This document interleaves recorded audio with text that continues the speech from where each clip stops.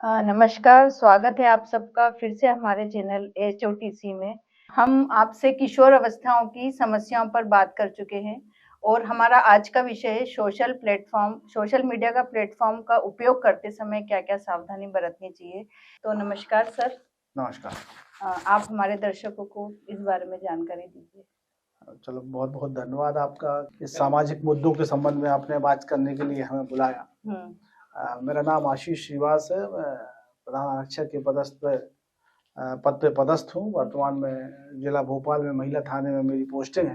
हमारे पुलिस विभाग द्वारा समाज के शैक्षणिक संस्थाओं के लिए, समाज के लोग बहुत सारे विभिन्न बीच बीच में ऐसे कार्यक्रम चलते रहते हैं जिनके माध्यम से हम जनता से, बच्चों से, इनसे रूबरू होते हैं और पुलिस की जो कार्यशैली है वो हमारा उनके बीच पहुंचाने का प्रयास रहता है, क्योंकि पुलिस भी सामुदायिक पुलिसिंग के माध्यम से समुदाय आधारित पुलिस भी एक समुदाय का ही भाग है और उसके ही भाग से ही सब होता है।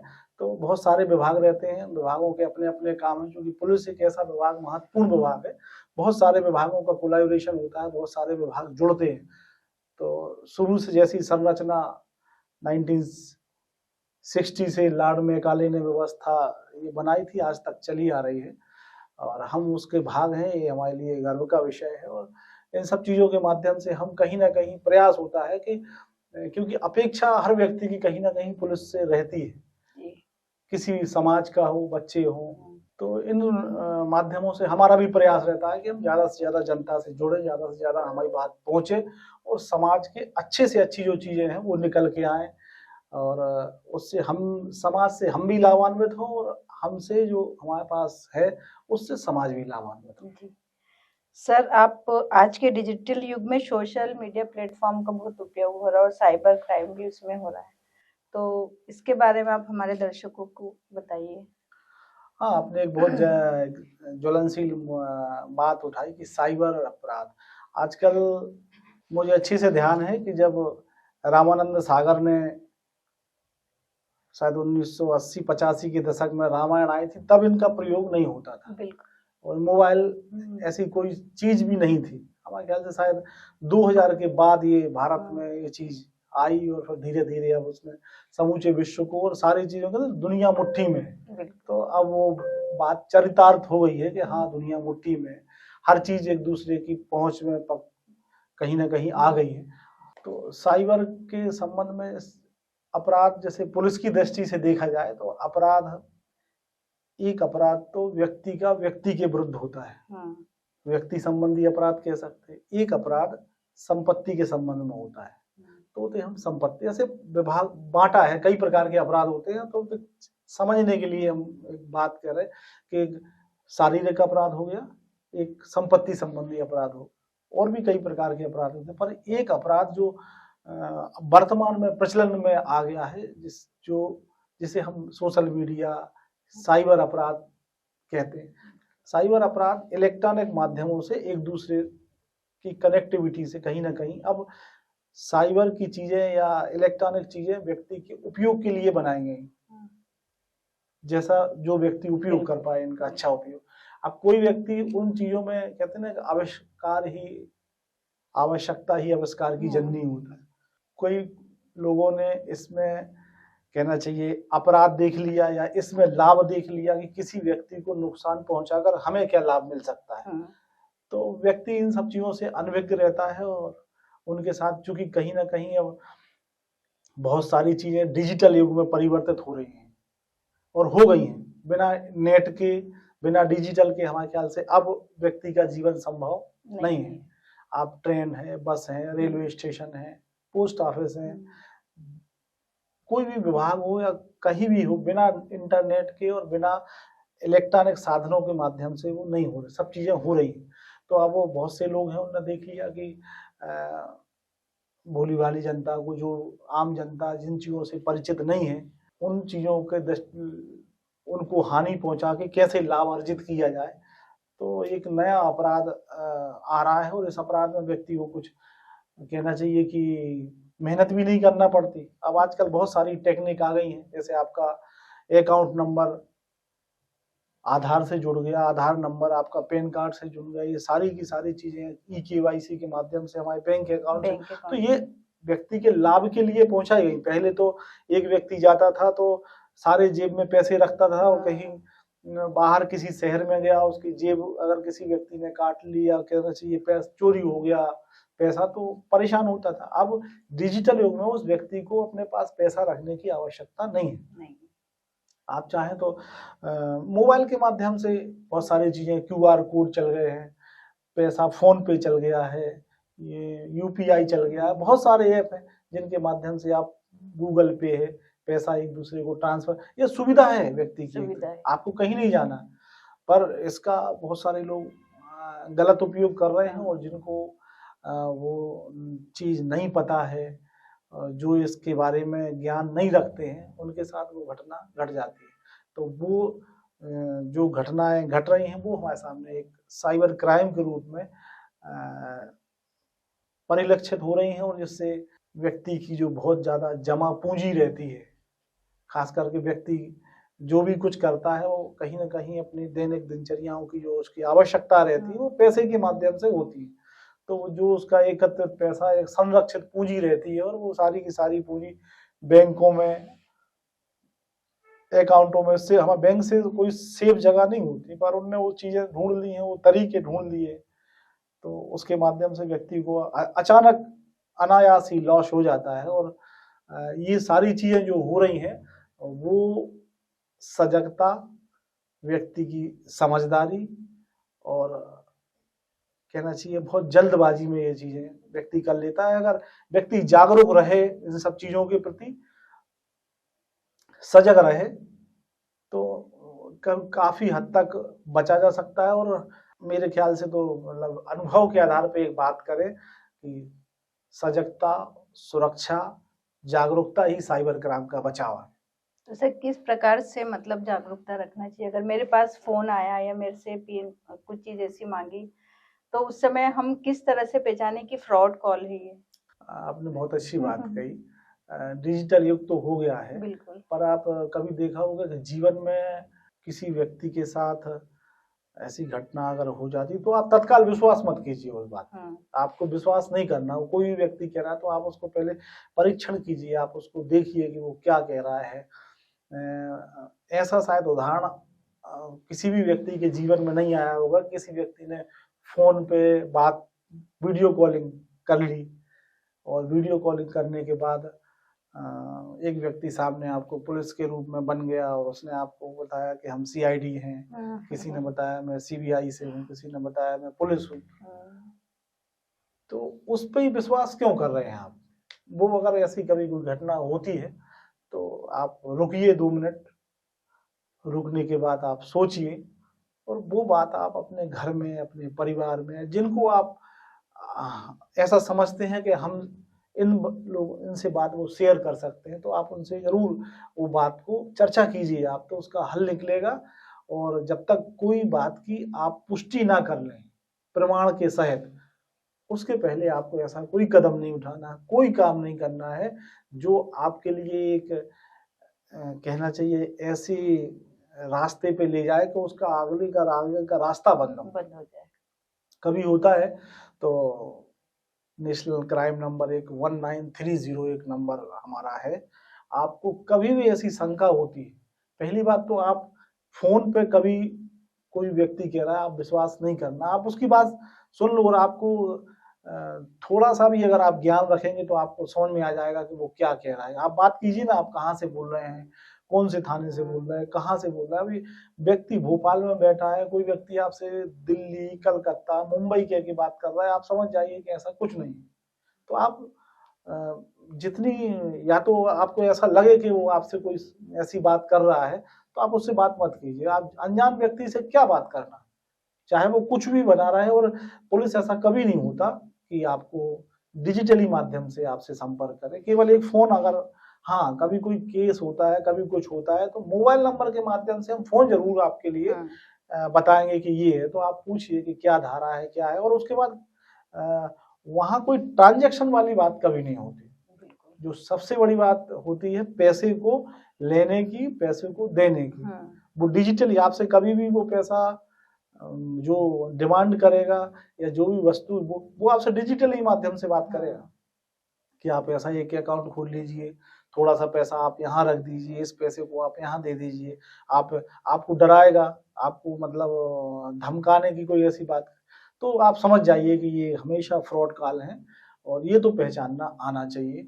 अगर नहीं है तो आप संबंधित लोकल पुलिस स्टेशन पे आप संपर्क करें, वहाँ आपका निदान होगा। 1930 पे बहुत सारे हमारे हेल्पलाइन नंबर हैं। कभी पहले 100 नंबर हुआ करता था पुलिस का, आजकल 112 बहुत सारी सेवाएं पुलिस ने जोड़ी हैं, आप उसका उपयोग कर सकते हैं। तो इन सब माध्यम से अगर आप उपयोग करेंगे तो निश्चित रूप से 100% बचत है जी। तो जागरूकता की आवश्यकता है और आपको उन चीजों को पहचानने की आवश्यकता है। डिजिटल अरेस्ट भी सर काफी बार हमने सुना, पेपर में हम खबर भी पढ़ते हैं इस बारे में। तो ये कैसा होता है कि व्यक्ति बहुत ज्यादा डर जाता है, क्या मतलब जिन लोगों को अनुभव हुआ है वास्तव में काफी बुरा हुआ है, तो अगर इस तरह के कॉल्स आते हैं तो किस प्रकार से वो निकले और कहाँ संपर्क करें? ऐसा आपने बहुत अच्छी बात कही, डिजिटल अरेस्ट। डिजिटल अरेस्ट जैसा पुलिस की जो बुक्स है या पुलिस में ऐसा कोई शब्द होता ही नहीं, ये तो एक बनाया गया है डिजिटल अरेस्ट। अरेस्टिंग जब भी होती है तो आप आईपीसी और सीआरपीसी के प्रावधान आप देखें, हाई कोर्ट और सुप्रीम कोर्ट ने भी जो गाइड, हमेशा बात अरेस्टिंग होती है प्रत्यक्ष रूप से होती है।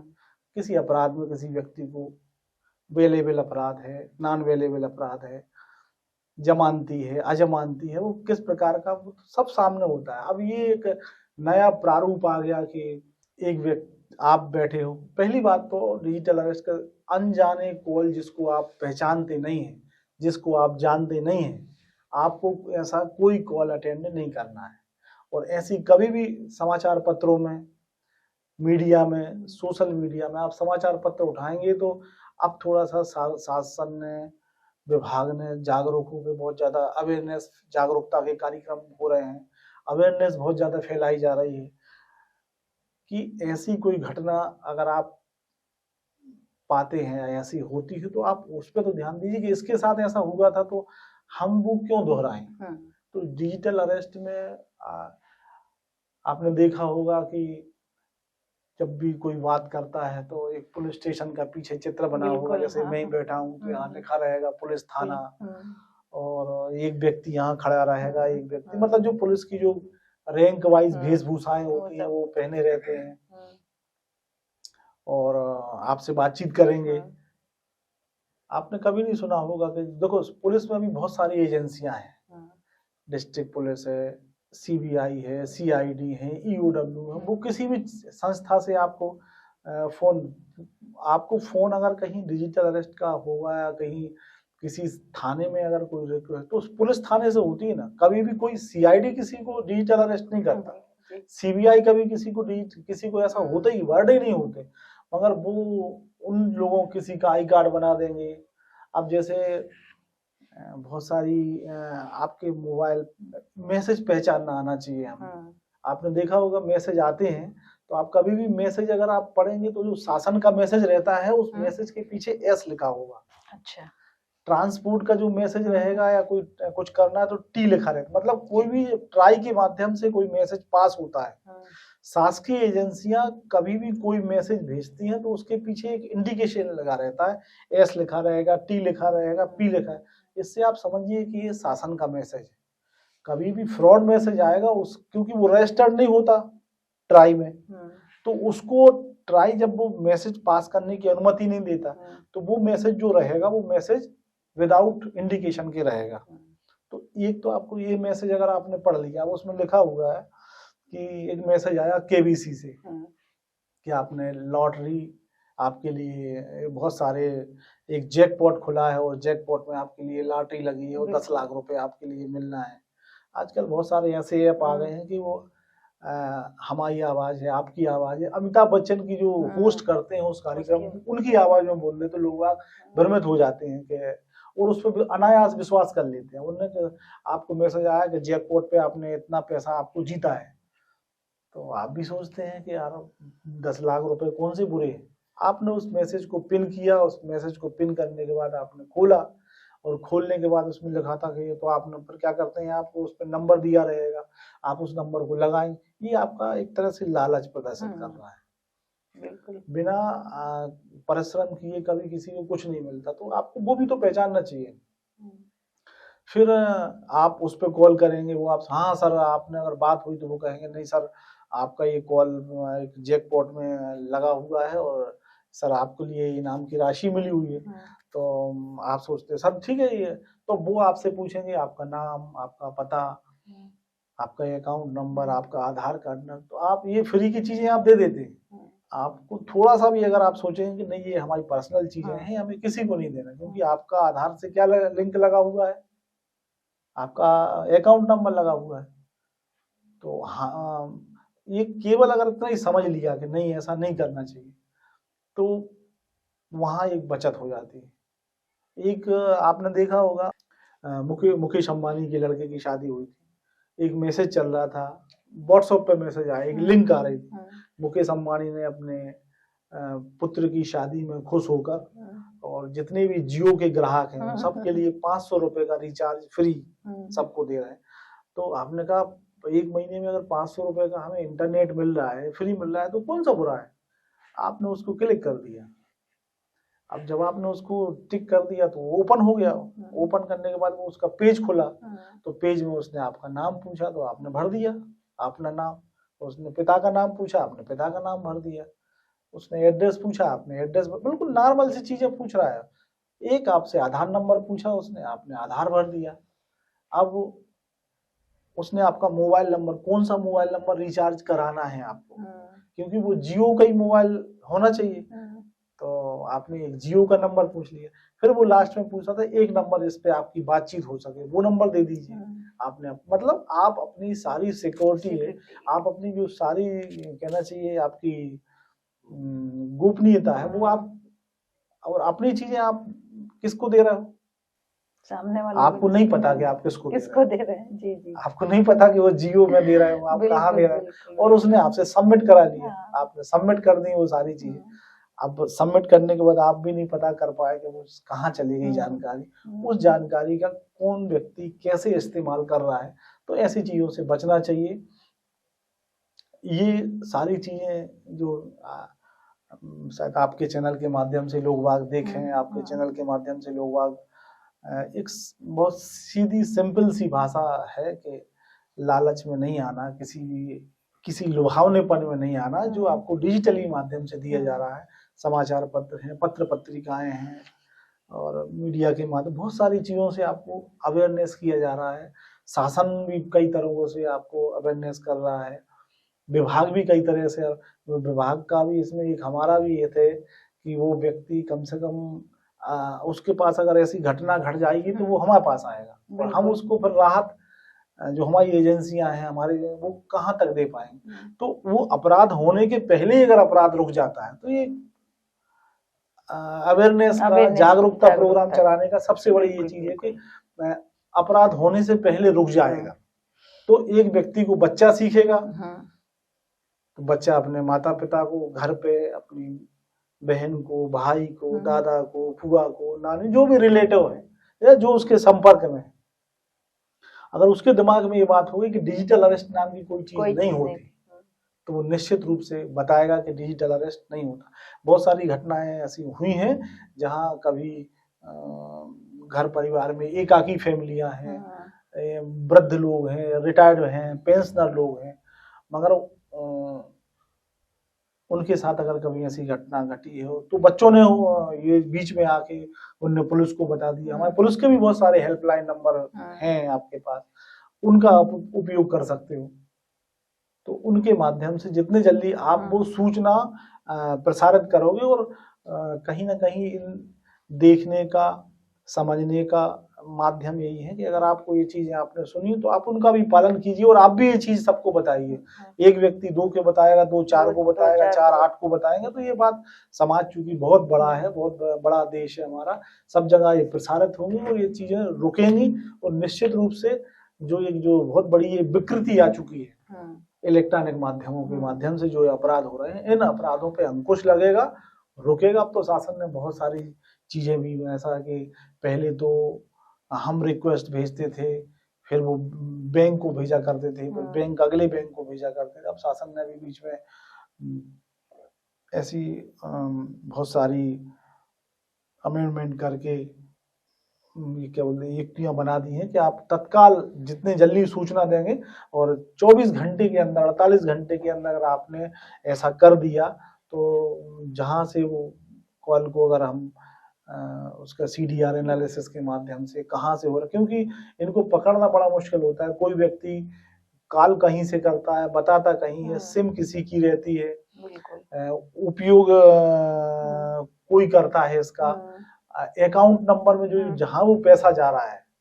वो किसी का है, किराए पे चल रहे हैं आजकल बहुत सारे लोग जो भोले भाले लोग रहते हैं उनका अकाउंट नंबर हैक कर ले लेते हैं, उनको कुछ पैसा दे देते हैं, उस पैसे के माध्यम से उस अकाउंट में वो पैसा जाता है, फिर वहां से वो पैसा ट्रांसफर हो जाता है।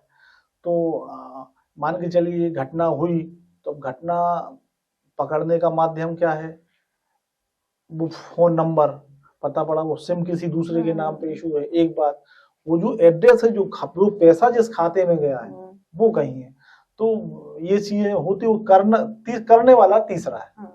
तो इन सब चीजों को मतलब लाइन अप करने में बहुत समय लगता है। और पता पड़ा कि घटना यहाँ की है, सिम का एड्रेस झारखंड का आ रहा है, भरतपुर का आ रहा है, हरियाणा का आ रहा है, तो डिस्टेंस बहुत ज्यादा है, एक एक चीज को ट्रेस करने में बहुत समय लग जाता है। तो सबसे पहली बात है बचाव, जागरूकता, सजगता, इस अपराध के ये मूल मंत्र हैं, इनको पकड़ने के, इनको मतलब इनसे बचने के, तो ये सबको अपनाना है, यही सबसे बड़ी बात है। सर, बच्चों के बचाव में भी कोई ऐसे कानून है कि बच्चे सबसे ज्यादा इस प्लेटफॉर्म का यूज कर रहे हैं, तो किस प्रकार से वो सुरक्षित रहें?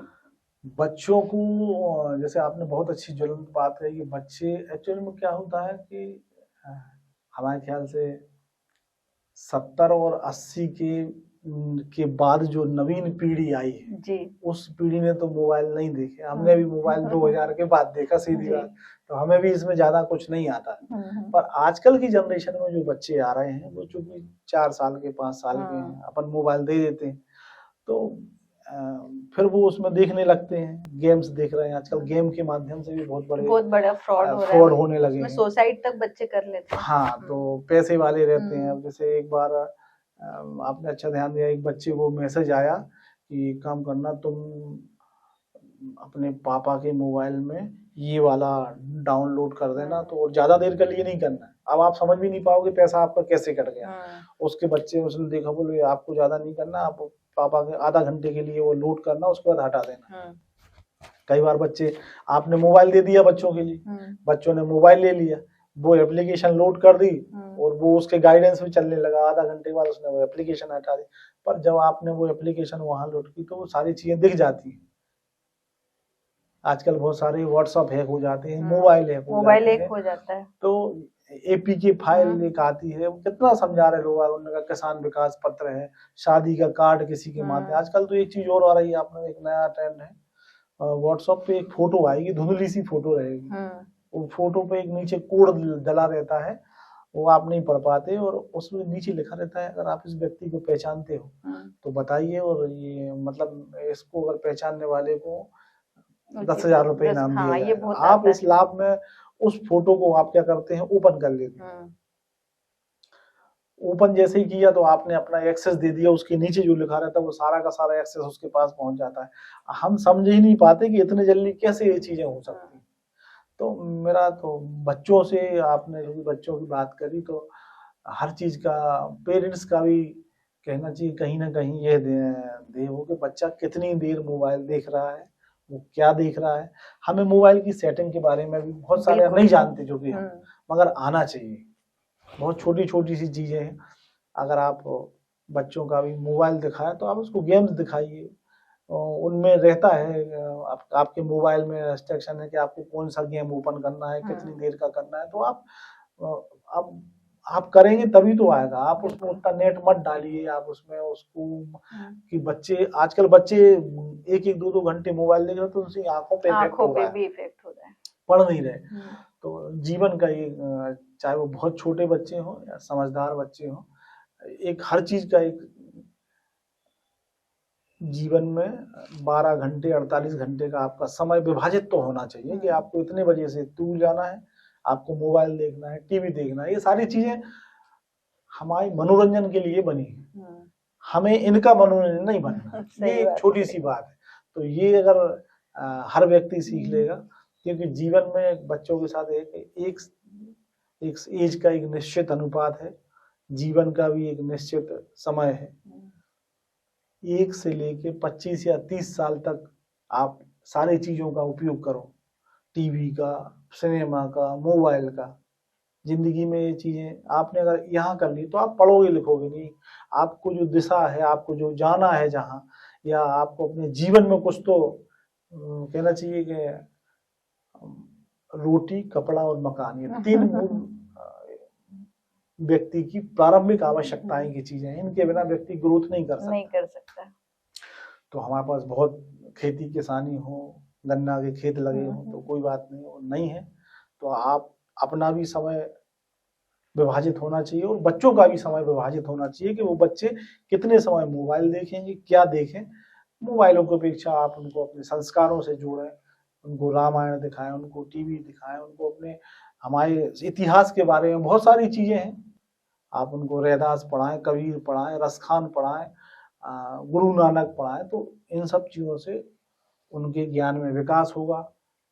वो जानेंगे कि भारत इतना बड़ा देश है, बहुत सारी चीजें देखने को, पढ़ने को। आजकल तो गूगल से बहुत सारे, गूगल गुरु बन गया, बहुत सारी चीजें, पर अच्छी चीजें देखो ना, दोनों जो जैसा उपयोग करें उसकी ऐसी। सर, जैसे बच्चे लोग अपने हर एक फोटोज और काफी लोग मतलब उसमें शेयर करते हैं, फेसबुक पे जैसे चीजें शेयर करते हैं, तो उनकी वो किस प्रकार से अपनी प्राइवेसी अकाउंट सोशल मीडिया पे मेंटेन करें? दुनिया का एक सार्वभौमिक सत्य है कि एक बार किसी भी फोटो को इंटरनेट पे लोड हो जाती है, वो कभी नहीं मिटती। तो ये आपको ध्यान रखना है। वो अपनी ऐसी किसी भी फोटो को, आपको अपनी कोई प्राइवेसी चीज को उस पर नहीं डालना है। आपकी निजी चीज है, आप उसको अपने पास रखिए। ऐसा आप क्यों कर रहे हैं कि मतलब जिससे आपको बहुत ज्यादा परेशानी हो। तो बच्चों को हम लोग भी अभी, जैसे हमारा साइबर मुख्यालय द्वारा एक पूरे मध्य प्रदेश के अंदर, पूरे भारत में चला था, राष्ट्रीय अक्टूबर माह को राष्ट्रीय साइबर सुरक्षा माह घोषित किया गया था। उस पर हमें भी मौका मिला था। तो हमने करीब भोपाल के 100 स्कूलों में जाके हमने कार्यक्रम किए थे। वहां पे स्कूलों से समय लेके बच्चों के साथ बच्चों को बताया गया कि बच्चा क्या करना है और क्या नहीं करना है ना। तो आपको ये जरूरी है कि पेमेंट कैसे करना है, कैसे अपनी गोपनीयता है, OTP नंबर कभी कोई आता है आपको नहीं देना है। ऑनलाइन आपको कैसे कितनी देर रहना है, क्या आपको करना है। कोई महंगा गिफ्ट फ्री का आ रहा है, एक व्यक्ति आपको बता रहा है, तो वो नहीं लेना है। तो लालच नहीं होना चाहिए आपके अंदर।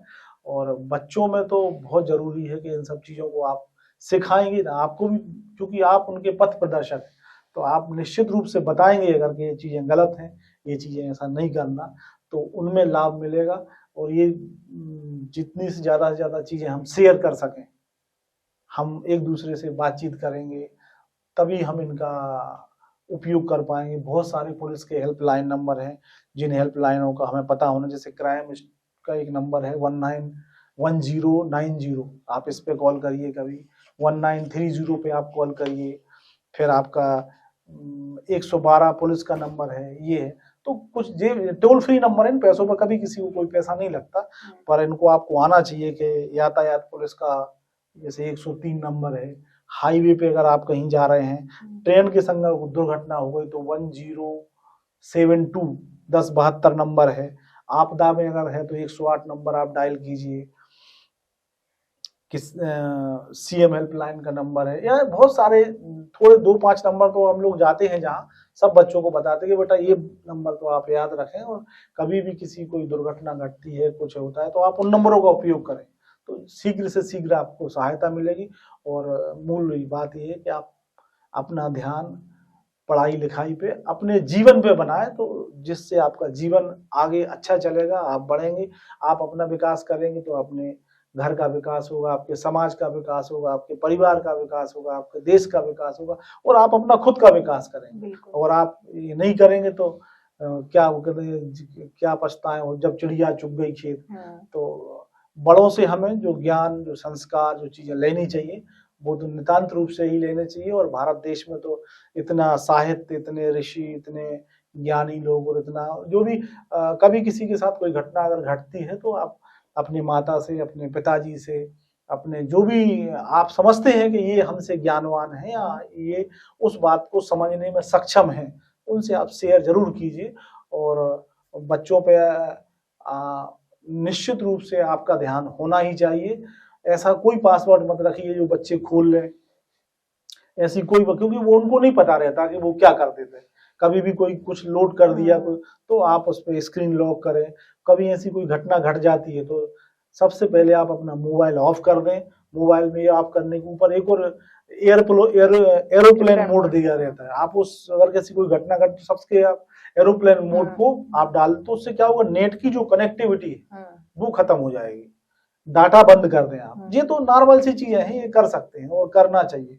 मोबाइल कभी चोरी हो जाता है तो आप साइट से मोबाइल लॉस्ट पे आप खुद कर सकते हैं, कहीं जाने की आवश्यकता नहीं है। आजकल तो बहुत सारी सुविधाएं ऑनलाइन और प्लेटफॉर्म के माध्यम से आपको उपलब्ध हो गई हैं। जितने से ज्यादा आप नहीं है तो आप नजदीकी पुलिस स्टेशन पहुंचिए, कभी कुछ होता है तो। मगर कहीं ना कहीं मानक तो हर व्यक्ति को कहीं ना कहीं आपको स्थापित करना ही पड़ेंगे, उसी के माध्यम से इन सब चीजों का बचाव है। सर, मेरा प्रश्न ये है कि हमारी जो घर की लड़कियां, बेटियां रहती हैं, उनके फोटो अचानक से वायरल हो जाते हैं, या एआई का समय आ गया तो उनका चेहरा का उपयोग करके जो गलत तस्वीरें वायरल हो जाती है, तो क्या करना चाहिए सर? सबसे पहली बात तो जैसे फेसबुक है, ट्विटर है, एक्स है, इन सब चीजों का हम उपयोग करते हैं। और आप एक ऐसी धारणा हर व्यक्ति के मन में नहीं, दोस्त बनाए आप, उनको दोस्त बनाए जिनको आप पहचानते हैं। जिन व्यक्तियों को आप जानते नहीं है, जिन व्यक्तियों को आप पहचानते नहीं है, उस पे एक ऐसी जबरदस्ती की आपकी वो नहीं होनी चाहिए कि नहीं यार हमारे तो फेसबुक पे यार 1000 फॉलोवर है, तुम्हारे 100 हैं, तुम मतलब कोई मतलब नहीं है। ऐसी ये समझाए बच्चों को कि आना, जिस व्यक्ति को आप नहीं जानते उस व्यक्ति को, कौन व्यक्ति आपकी फोटो का क्या इस्तेमाल कर ले, कौन व्यक्ति आपका क्या कर दे, तो ये तो सतर्कता आप रखेंगे तो निश्चित रूप से लाभान्वित होंगे। सतर्कता रहना ही, सजगता रहना ही इन अपराधों का बचाव है। अपने ऐसे जैसे आप कहीं घूमने जा रहे हैं तो घूमने जाने की आप जरूरी क्या है कि आप घूमने जा नहीं पाए और आपने अपनी लोकेशन शेयर कर दी, तो ऐसी गलत चीजें समझाना चाहिए और ये नहीं होना चाहिए। और कभी हो भी जाती हैं तो हमने आपको जो नंबर बताया 1930 पे आप कंप्लेंट करनी है। एक 9479990636 0636 नंबर है, लोकल नंबर है साइबर क्राइम का, आप उस पे कीजिए। और 2-3 चीजें जो हमने आपको, आपने फोन बंद कर दीजिए, डाटा बंद कर दीजिए, एरोप्लेन मोड पे ले आइए। और सेटिंग में भी कभी और मौका मिलेगा तो निश्चित रूप से हम चर्चा करेंगे। मोबाइल है, उस मोबाइल का थोड़ा सा उपयोग हमें आना चाहिए, क्योंकि बाकी चीजों में तो हम इस्तेमाल, तो हम अपनी सावधानी के लिए वो क्यों इस्तेमाल ना करें। वो चीजें हैं कि किन चीजों को अगर आप वहां डाउनलोड, ऑटो डाउनलोड है, अगर आप बंद कर देंगे, आप जो परमिशन देंगे वही आपकी चीज में लोड होगी। कभी भी मोबाइल जब आप कोई नया ऐप इंस्टॉल करते हैं तो आपसे पूछता है allow, not allow, all allow, तो at this time allow and always allow. Always allow कभी नहीं करना, आपको दिस टाइम के लिए अपना काम कर लीजिए, बंद कर दीजिए। कभी भी किसी को मोबाइल नंबर, आप जा रहे हैं कहीं, कोई मोबाइल नंबर, तो ये छोटी छोटी सी सावधानियां हैं, सावधानियों से बचेंगे तो निश्चित रूप से बचाव होगा। मगर उनके जो हैं उनको ध्यान रखना पड़ेगा, करना पड़ेगा, जिससे कभी किसी के साथ कोई अप्रिय घटना ना घटे। आज बहुत अच्छा लगा आपसे चर्चा करके, और आज हमारे दर्शकों को बहुत अच्छी जानकारी मिली कि सोशल मीडिया प्लेटफॉर्म का उपयोग किस तरह से करना चाहिए, और साइबर क्राइम अगर के लिए क्या सजगता का भी हमें उपयोग करना चाहिए। और जो हमारे पुलिस व्यवस्था, पुलिस शासन व्यवस्था है, ये हमें एक मार्गदर्शन और सुरक्षा के लिए बनाई गई है। और अगर किसी तरह की भी कुछ ऐसी घटना आपके साथ घटने वाली होती है तो आपको तुरंत संपर्क करना चाहिए बगैर डरे। हमारे सर ने आज बहुत सारे नंबर आपको बताए गए हैं, आप इस नंबर को नोट करके लिखिए, और भी जो दूसरे लोग हैं उनको बताइए। और जो डिजिटल अरेस्टिंग के ऊपर बताया कि इस तरह की कोई चीज नहीं होती है, तो उसके ऊपर आप सावधान रखिए तथा अपने आसपास भी बताइए। आपका सर बहुत बहुत नमस्कार। नमस्कार। नमस्कार।